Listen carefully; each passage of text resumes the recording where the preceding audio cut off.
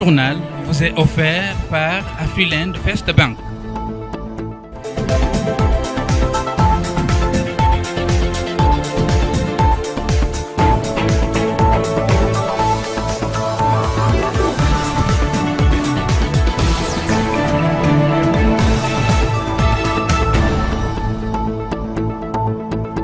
Excellent début de week-end à toutes et à tous, mesdames et messieurs. Bienvenue dans cette grande édition du journal. L'ONU appelle le M23 à se retirer du territoire de la République démocratique du Congo. L'appel a été lancé au cours d'une réunion tenue par le Conseil de sécurité. La dégradation de la situation sécuritaire dans l'Est de la République démocratique du Congo inquiète au plus haut point le secrétaire général de cette organisation des Nations Unies, Antonio Guterres. Je vous propose de suivre à cet effet la représentante du secrétaire général de l'ONU en République démocratique du Congo et chef de la MONUSCO, Bintou Keïta. En tant que MONUSCO, nous nous tenons prêts à pouvoir appuyer la première étape qui est celle de l'observation d'un vrai cessez-le-feu et d'amener nos équipes à faire le travail nécessaire aux côtés des initiatives qui seront développées et par le Conseil, ça c'est important, et par les régions ISI, SADC, et voir maintenant comprendre ce que le Qatar entend dans les jours prochains et les semaines prochaines vis-à-vis de l'initiative qu'ils ont entreprise. Et dans le même registre, la représentante du secrétaire général de l'ONU et chef de la MONUSCO a souligné la question relative au désengagement de la MONUSCO au Nord Kivu. Bintou Keïta a précisé que le processus a connu un retard suite à la recrudescence de l'insécurité dans la partie est de la RDC. La MONUSCO souhaite maîtriser la crise sécuritaire avant le retrait de ses troupes au Nord Kivu. Suivez encore une fois Bintou Keïta. Il est important de se rappeler que les discussions autour du désengagement de la mission MONUSCO, c'est pas juste la mission qui parle avec elle-même. La mission parle avec l'autorité congolaise, le gouvernement congolais, à tous les niveaux, affaires étrangères, prémature et présidence, pour s'accorder sur la manière dont le désengagement doit être fait.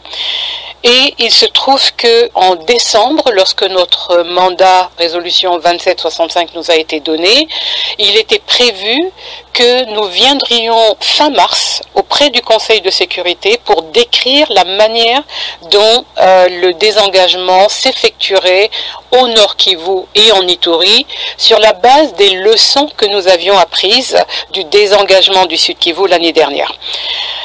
Or, il se trouve que depuis la tripartite qui était annoncée pour le 15 décembre, après l'adoption de notre résolution 2765, il y a eu une continuation de la détérioration de la situation sécuritaire à l'est de la RDC, qui s'est même encore accélérée début janvier et a culminé fin janvier, le 28 janvier, avec la prise de Goma par le M23, et a continué avec la prise de Bukavu début février.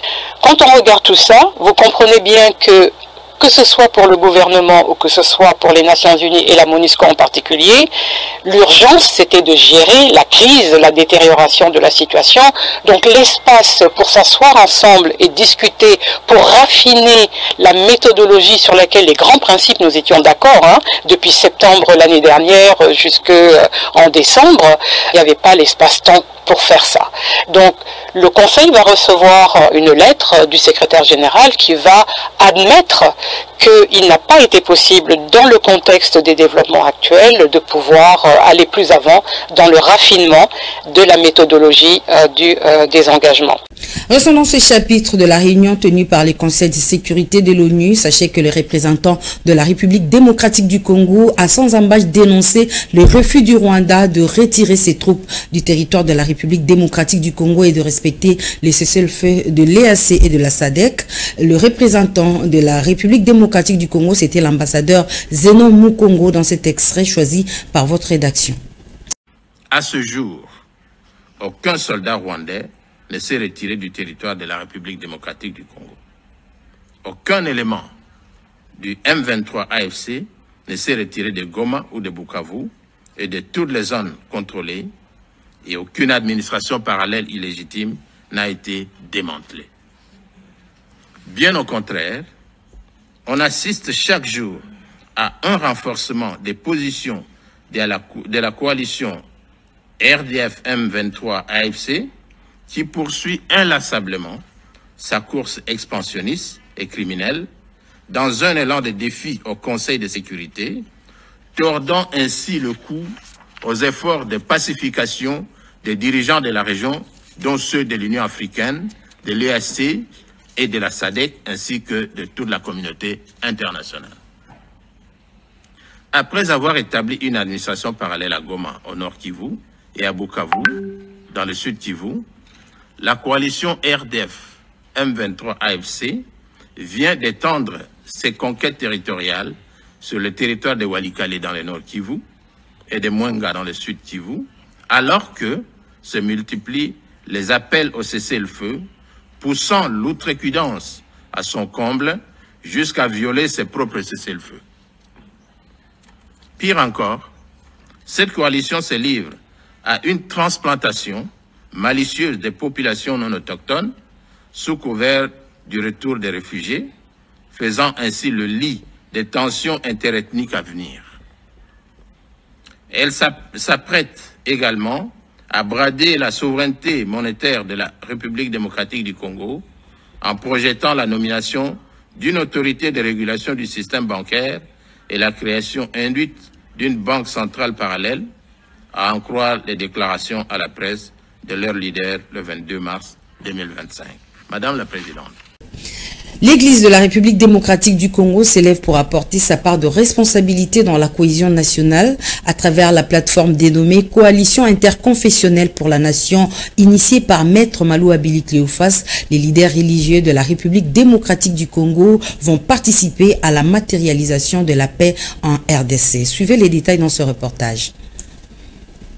Ce rassemblement des leaders religieux au siège de la Fondation Maloua augure une nouvelle ère dans le processus de paix en République démocratique du Congo. Venus des confessions religieuses de toutes les tendances confondues, ces chefs religieux, membres de la coalition interconfessionnelle pour la nation, sinon sigle, visent à travers cette plateforme de restaurer la paix et la cohésion nationale. La coalition interconfessionnelle pour la nation est un cadre de concertation, un cadre de réflexion qui réunit les chefs religieux, qui réunit toutes les confessions religieuses sans discrimination doctrinale ou autre. Et ce corps religieux, cette élite du corps religieux se met en place, se met ensemble pour réfléchir sur les grandes questions de notre nation. Ce cadre de concertation ayant pour mission principale de restaurer la paix en République démocratique du Congo laisse la porte ouverte à tous les leaders religieux déterminés à maximiser la contribution de l'Église dans la pacification de la RDC. D'abord, nous soulignons que les portes de la coalition sont ouvertes à toutes les confessions religieuses. Toutes les confessions religieuses, sans discrimination aucune. Donc tous ceux qui sont en train de me suivre, qui sont chefs de confession religieuse, ils sont les bienvenus. Mais notre condition est que ce soit une confession religieuse reconnue par l'État, qu'elle soit réellement reconnue par l'État, par son arrêté, et de cette manière-là, elle pourra bien fonctionner avec nous. Et s'ils veulent nous rencontrer, c'est très facile. Ils peuvent venir directement ici au siège de la Fondation Maloua. Ils pourront facilement nous rencontrer. La coalition interconfessionnelle pour la nation est une plateforme apolitique dont les objectifs apportent sans nul doute un impact vital à la cohésion nationale en République démocratique du Congo. La coalition interconfessionnelle pour la nation est un cadre de concertation pour restaurer la paix dans l'Est de la République démocratique du Congo. Précision apportée dans une déclaration lue par l'archevêque Yéidia dans cet extrait choisi par votre rédaction. Congolaises et Congolais, dignes filles et fils de la RDC. L'histoire des grandes nations prouve qu'à chaque période de grands défis, la réflexion a été à la base de la prise de grandes décisions qui ont introduit ces nations dans des victoires historiques et qui ont façonné un destin radieux pour les générations futures. Considérant que dans cette période où la RDC a plus que jamais besoin de mettre définitivement fin à la guerre d'agression et de prédation lui imposée injustement par ses voisins instrumentalisés par les forces obscures dans le monde.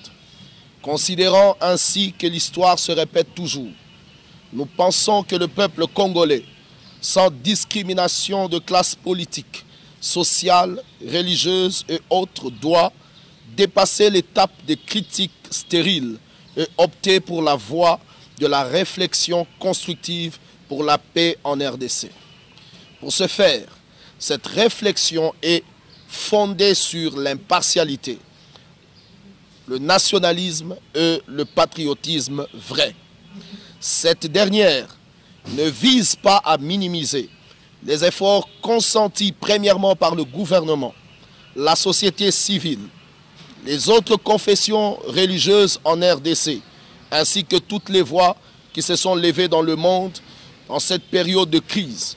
Mais plutôt, elle doit les soutenir, tout en cherchant à apporter à la nation des propositions susceptibles de parfaire tous ces efforts déjà fournis, afin qu'ensemble, unis comme un seul homme, nous puissions sortir notre nation de cette période de tribulation. Et dans le même registre, sachez que la coalition interconfessionnelle pour la nation s'est assigné plusieurs objectifs, dont le renforcement de l'unité et de la cohésion nationale. Précision apportée par l'un des membres de la CIN, le révérend père ingénieur Emmanuel Montulonsi. Suivez. Il est temps que les Congolais, ces Congolaises se mettent debout pour, n'est-ce pas, apporter tous les soutiens dont le pays a besoin.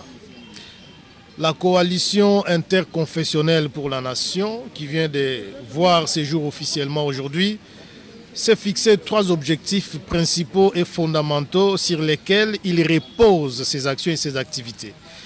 Le premier objectif, c'est celui de soutenir les chefs de l'État, à qui revient la charge de diriger ce pays pour tous les efforts qu'il fournit dans la recherche de la paix. Le deuxième objectif est celui de jouer un rôle médiateur dans la recherche de la paix et de la cohésion nationale, parce que nous en avons besoin. Si aujourd'hui nous ne sommes pas unis, si nous ne favorisons pas la cohésion nationale, eh bien, nous risquons d'assister dans l'incapacité, la disparition du pays. Le troisième objectif, c'est celui de proposer des solutions réfléchies, parce que tout pays a pour vocation son émergence et son développement. Nous sommes dans une situation où, sans la paix, il n'y a aucun projet de développement qui peut être initié. Sans la cohésion nationale, l'ennemi va profiter de notre division interne pour nous affaiblir. C'est pour cette raison que la coalition interconfessionnelle s'est assignée des objectifs de soutenir les efforts engagés par les chefs de l'État pour rechercher la paix, de jouer un rôle médiateur, c'est-à-dire fédérer toutes les forces, toutes les énergies des Congolaises et Congolais pour que tous ensemble nous puissions favoriser la cohésion nationale et enfin proposer des solutions réfléchies pour l'émergence et pour le développement de notre pays. Aucun serviteur de Dieu, quelle que soit sa religion, ne pourra exercer calmement sa vocation sans pour autant être identifié au niveau du ministère de la Justice. C'est la résolution prise par Constant Moutamba, ministre de ce secteur, qui a procédé au lancement de l'opération d'identification des confessions religieuses, églises, mosquées et autres lieux de culte sanctionnés par la délivrance du permis des cultes. C'était dans la salle de conférence du ministère des Affaires étrangères. Reportage Fifi Kalumbwe et Torres Satibou. Halte aux antivaleurs dans les secteurs religieux, sans permis des cultes, pas d'autorisation de tenir ou d'organiser un culte. Une décision du ministère de la Justice saluée par les serviteurs de Dieu qui estiment que ces documents et l'opération d'identification aideront à lutter contre les antivaleurs dans les secteurs religieux. Nous sommes très contents de ce que le ministre a eu à lancer, parce que cela va vraiment permettre à ce que tous les ministres de culte dans différentes confessions soient identifiés. Et cela va vraiment permettre à ce que les personnes identifiées soient contrôlées, soient suivies, et ça va travailler pour empêcher la multiplicité des antivaleurs dans le milieu religieux. Donc nous soutenons vraiment cela, et avec toutes les réformes que le ministre a annoncées, nous prions pour qu'il y ait un vrai suivi de sa part afin que toutes ces réformes puissent vraiment être mises en application. C'est une bonne chose pour assainir le secteur et surtout les antivaleurs. Hein? Le genre de gris-gris et tout là, sentimentalistes et tout, hein, vont être éradiqués de la confession surtout. Je parle de notre confession. Demain déjà, je vais passer pour retirer la fiche et puis voilà, récupérer la carte. En croire les ministres d'État, ministre de la Justice Constant Moutamba, cette réforme présente plusieurs avantages pour l'assainissement du secteur religieux. Il faut de l'ordre, même la Bible nous dit que Dieu c'est un Dieu d'ordre. Donc je vous invite à vous approprier cette phase d'identification. Ça va vous aider vous-même. Parce qu'il y en a qui usurpent vos qualités. Il y en a qui utilisent des noms de vos communautés, parfois à votre insu. Et quand il prend un peu de volume, là il cherche maintenant à changer les dénominations. Et désormais, comme je vous ai dit, le ministère de la Justice n'accorde plus des personnalités juridiques sans le parrainage de la communauté, la confession religieuse. Tu sollicites une personnalité juridique, tu dois avoir la lettre de parrainage de ta communauté. Tu appartiens à quelle communauté en tant qu'Église?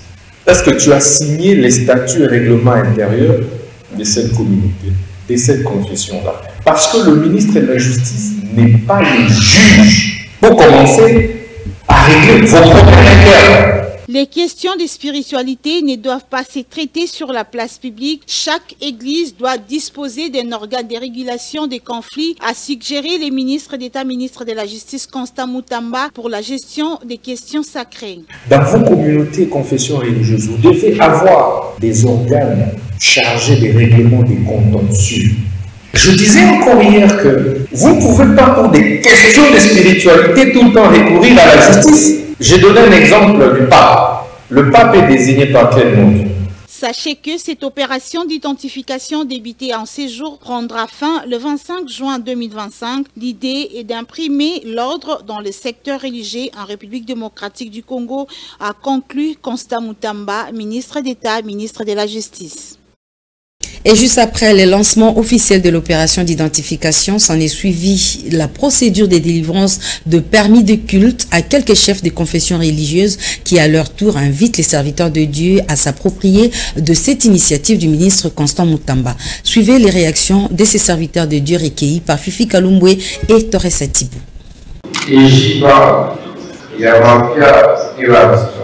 Fonction représentant légal, confession religieuse, Église du réveil du Congo, personnalité juridique, mine justice RDC 02 717 du 8 février 2003. Date d'émission 26 mars 2021. Son éminence, voici votre première carte.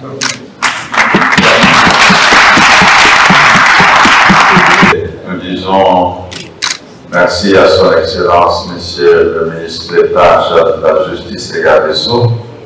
Par la même occasion, nous lançons à toutes les éminences de se faire identifier, c'est pour notre bien, et c'est un cadre d'assainissement et surtout d'identification des zones dédiées à la République démocratique du Congo. Encore une fois, Excellence. Merci. Aujourd'hui, de vulgariser auprès du ministre des Cultes et l'armée de Sahel. Merci beaucoup. J'invite les officiers de l'armée de Sahel à travers la République du Congo de se faire identifier. Son éminence chère, voici le permis d'exercer le culte. Nous délivrons ces jours que vous prions de bien vouloir de vulgariser auprès de tous les ministres des cultes de la communauté islamique. Que Dieu vous bénisse. Gloire à Dieu le Tout-Puissant. nous appelons tous les fidèles qui ont le grade d'imam, prédicateur, de venir s'enregistrer et surtout de faire un effort pour être identifiés. Dans un autre registre, comment lutter contre l'insécurité dans la commune d'Engaba? La question était au centre d'une réunion tenue par le bourgmestre de cette municipalité, Aimé Francis Lolinga, et les différents chefs des services de sécurité de cette municipalité. 3 points ont été évoqués, entre autres la tracasserie policière, l'assainissement et enfin l'identification des différents clients qui fréquentent les bars et hôtels d'Engaba. Reportage. Cette rencontre avait pour objectif l'étude approfondie de tous les maux qui rongent la commune d'Engaba en matière d'insécurité afin de trouver les voies et moyens pour instaurer la paix dans cette partie de la capitale. Tout est parti des constats relevés par la population dans différents secteurs qui doivent nécessairement avoir une attention soutenue pour une nette amélioration, a souligné les commandants d'Engaba, le major Sama Konga, qui confirme que la population a soulevé plusieurs réclamations qui seront prises en compte pour l'amélioration du travail en dépit de quelques récalcitrants qui seront à leur tour interpellés. Ici, quelques lamentations de la population sur le plan sécuritaire, c'est pourquoi il a réuni ces hommes ainsi que les notables de la municipalité d'Engaba pour les écouter, puisque c'est en écoutant que ce service, comme nous sommes censés prendre d'autres mesures pour la sécurité de notre juridiction. Voilà un peu le but de notre présence aujourd'hui. Selon le numéro 1 de cette municipalité, Aimé Francis Lolinga, qui a réuni toutes les structures de sa municipalité à cette réunion sécuritaire, l'objectif est d'aider la population d'Engaba à vivre avec toute quiétude. Aujourd'hui, pour un comité local de sécurité élargi. Parce que nous avions quelques préoccupations et on avait besoin d'informer et surtout aussi de dialoguer avec des leaders et certaines catégories des personnes qui exercent dans la commune d'Engaba, notamment les tenanciers des hôtels en matière de sécurité. C'est-à-dire mieux contrôler les personnes qui fréquentent leurs établissements, parce que la sécurité de l'État en dépend. Il n'y a pas que la sécurité locale, mais même au niveau national. Nous sommes en période de guerre, donc on doit pouvoir identifier chaque personne qui fréquente les hôtels et les bars. On doit pouvoir savoir qui est là et qu'est-ce que la personne fait là.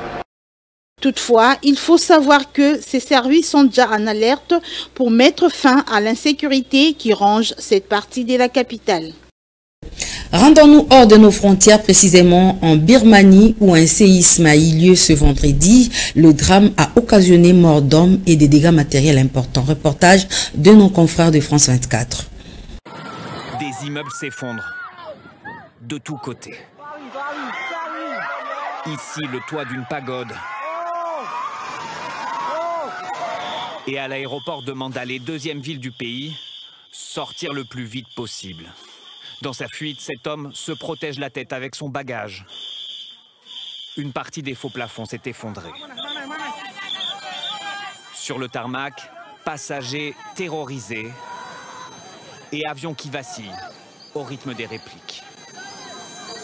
L'épicentre du séisme n'était qu'à quelques kilomètres. L'un des principaux ponts de la ville n'y a pas résisté. Ici, un hôtel s'est effondré. La junte au pouvoir a déclaré l'état d'urgence. Et c'est exceptionnel, a demandé l'aide internationale. Un peu plus loin, ces touristes russes n'en reviennent pas d'avoir échappé au pire. À peine 3 minutes plus tôt, on était sur ce mur. Ces fissures sur l'autoroute qui mène à Mandalay montrent la force de ce tremblement de terre, 7,7 de magnitude. Nous avons pu joindre par téléphone un des rares Français vivant en Birmanie. Ça faisait 3 semaines qu'on avait des secousses intermittentes, mais là c'était assez exceptionnel.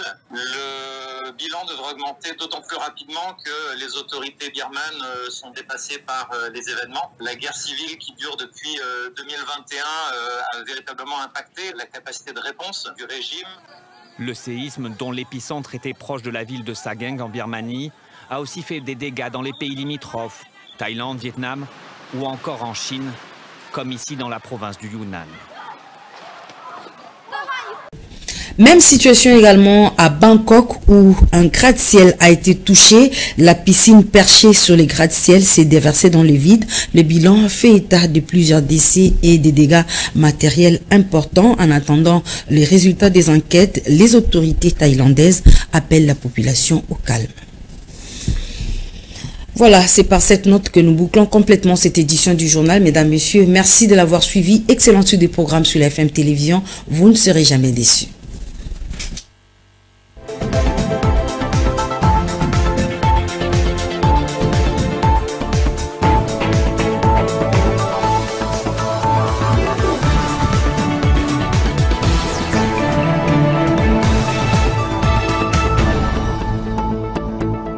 Vous a été offert par Afriland First Bank.